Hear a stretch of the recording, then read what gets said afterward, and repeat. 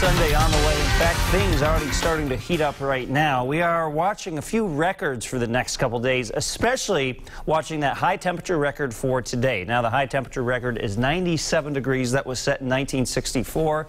Currently, my forecast is 96, which is just shy of 97, obviously. But when we're this close, it is always possible. I wouldn't be shocked if we took down that high temperature record for today. I think the record for tomorrow will be a little bit tougher to achieve, as those temperatures may not quite get into the mid-90s due to an onshore breeze. Now, we've been talking a lot about heat waves, whether we have a heat wave or not. Well, certainly for some inland spots like Smithfield, we likely complete a heat wave today with 3 days in a row of temperatures in the 90s. But where we officially keep the statistics at TF Green Airport, we will not get the completion of a heat wave today. That's because we didn't have any 90s at TF Green yesterday. We stayed in the 80s, and remember, you need 3 90-degree readings in a row. That being said, we could start a new heat wave today with day 1, and then Monday and Tuesday, should these also have temperatures in the 90s, that could be its own heat wave. If that happened, that would be the first heat wave of the year, so we'll keep you updated on that. But that is really more of a technicality.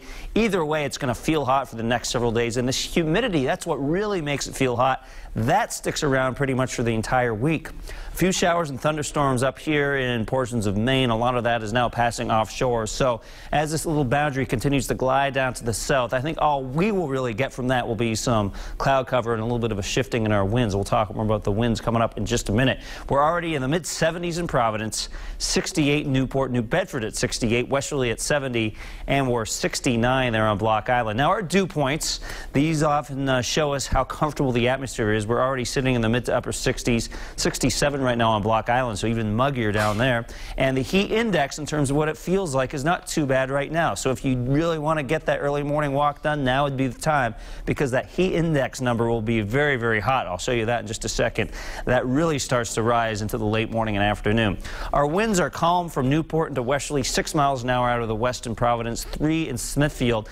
And the issue with the winds today is they really have trouble making up their mind. They're from the west, then they're light from the south, and because we're not expecting a nice onshore wind to develop for a good part of the morning and the early afternoon, that will really allow things to heat up. And this ridge of high pressure stays put for the most part. Again, these showers I just showed you on live Pinpoint Doppler 12, you can see there is a little bit of cloud cover associated with that, so that may get through this morning.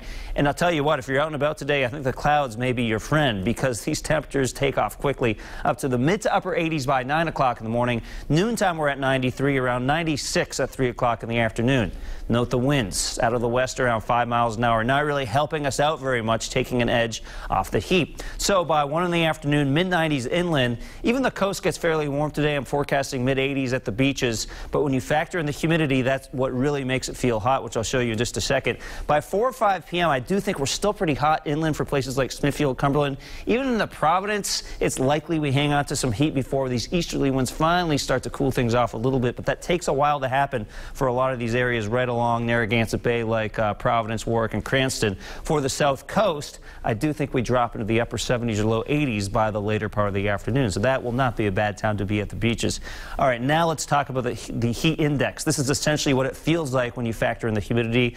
Around 100 degrees from Providence into Smithfield, Taunton, essentially all of our inland spots, even feeling like the 90s along the south shore with that humidity. And then later into the afternoon, it could feel actually like it's in the low 100s for inland spots and still in the upper 80s and low 90s along the south shore. So in our 7-day futurecast, we hang on to the heat. I don't think it's quite as hot tomorrow, especially in Providence, with some of those winds turning a little bit sooner from the south, but it's still very warm. 89 on Tuesday, Wednesday, chance of a few showers and thunderstorms, but I'm not forecasting a washout or anything like that for the 4th. It would just be a few pop-up showers and storms, and we may end up with a completely rain-free 4th of July, but we do need to at least alert you to the possibility of a few showers. Well, let's just hope it stays dry for fireworks, Pete. Yes, I know. That is the most important thing. I'll continue to track that forecast hour by hour as we go into those fireworks celebrations. Awesome. Thank you, Pete. Yep. Covering New England now, thousands gathered